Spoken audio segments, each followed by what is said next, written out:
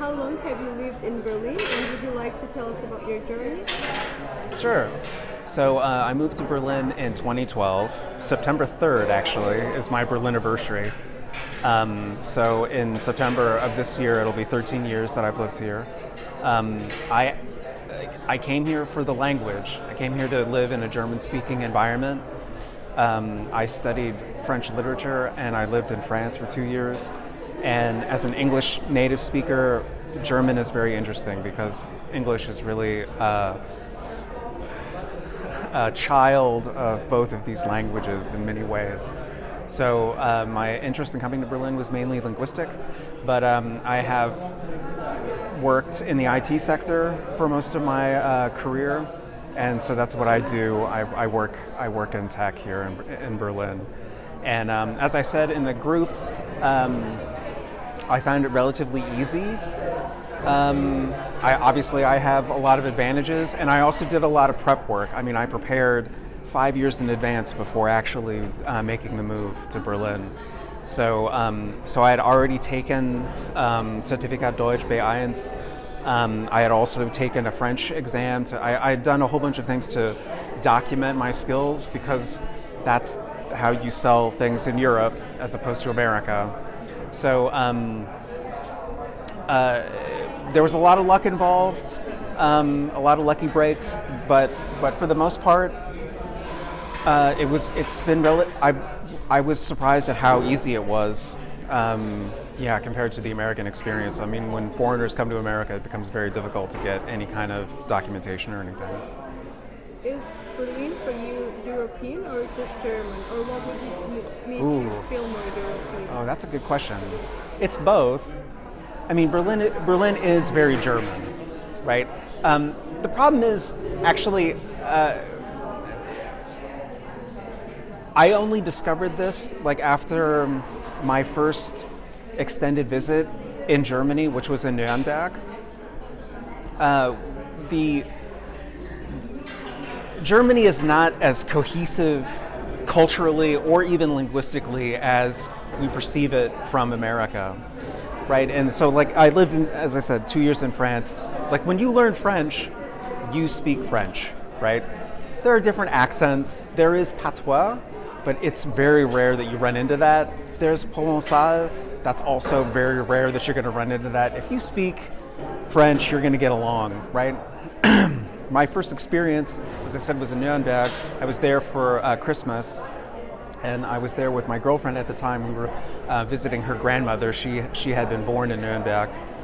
And so I had 6 months to start learning German, and so I used Deutsche Welle. I listened to tons of German radio. I have my own method of how I try to approach a language, and so I spent a lot of time. I spent 6 months trying to learn as much as I could, and we're in the plane on the way, and it's from Seattle to Nuremberg, right? You have to stop over in Amsterdam. I mean, it's got a lot of time to sit in that metal tube and think about. Okay, grandma's there, and grandma says this, and then what she says Guten Tag, and then I could say Guten Tag, ich heiße Walter, I'm running through what I know. And finally, we get to Nuremberg, we land, and grandma's there, grandma starts talking, and I have absolutely no idea what she's saying, because it's all Frankish. And that's the day I learned about dialect. So I mean, we think of the German-speaking, space as Germany, Austria, and parts of Switzerland, but they're very, very, very different. And I mean, the difference between Prussian and Bavarian is very, very different. So it's not as culturally cohesive. But Berlin. I mean, Berlin has its own dialect, and you start to really feel like you've arrived when you keep saying gut instead of gut, and oder das stimmt, ich auch. So it's I mean it's European, it's very German, it's very Northern German.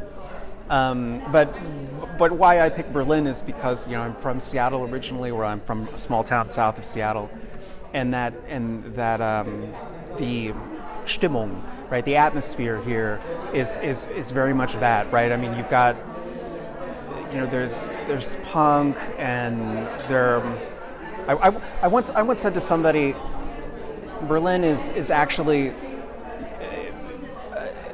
there are several different Berlins, and they're all kind of packed in with each other, and so there are all of these different cultures and subcultures, and like there's Circus Berlin that I found through meeting some people, and there are all these spaces where circus performers perform, and they all know each other, and so it's fascinating. And would you like to tell a politician in Strasbourg or Brussels? Do you have any message? Oh, get your shit together, guys. like this is, I was born in 1976, right? So I studied in France in 2000. It was still franc, right? I understand, like, okay, we're gonna try to make this work, and we're all gonna put it in one money so that we can, like, we're gonna be forced. It's kind of like Cortez showing up in America and burning the boat so his men couldn't mutiny, right? We're all tied to this money, so we got to make it work. But it's still so problematic to get all of these countries to work together. I'm really interested in movements like DM25 and Mira 25. I think that we're in a major crisis. I think it's not just Germany. I think it's the world, and we really need our political leadership to start doing something. What opportunities are there in your district for young people to get actively involved in politics, if you know them? I think Die Linke have an office around the corner from me. They used to have a bigger office, but then Die Linke lost, and now they're back. I guess they're at 8% now. There's Wahlheimat. I found Wahlheimat from reading The Berliner, which is published by TIP, and I found their website, reached out. There's another organization that I volunteer at on a regular basis called Give Something Back to Berlin. It's in Neukölln, and they do all kinds of stuff to try to help people. And I know they're also involved with Die Linke. So there are things that you can do even if you can't vote here. And do you feel that your voice is heard in decision-making process? Not really, but I also feel, part of that is on me. I've lived here for 13 years. I definitely qualify for citizenship. It's on my list of things to do. I have a feeling that if I applied for it, it would not be that big of a deal, and that I would be able to vote. And I definitely want to do that, but it's one of those things of like, well, I can study for my citizenship test, or I could have some dinner. So I mean, it's just trying to get over that hurdle of running that bureaucratic gauntlet and getting the thing done.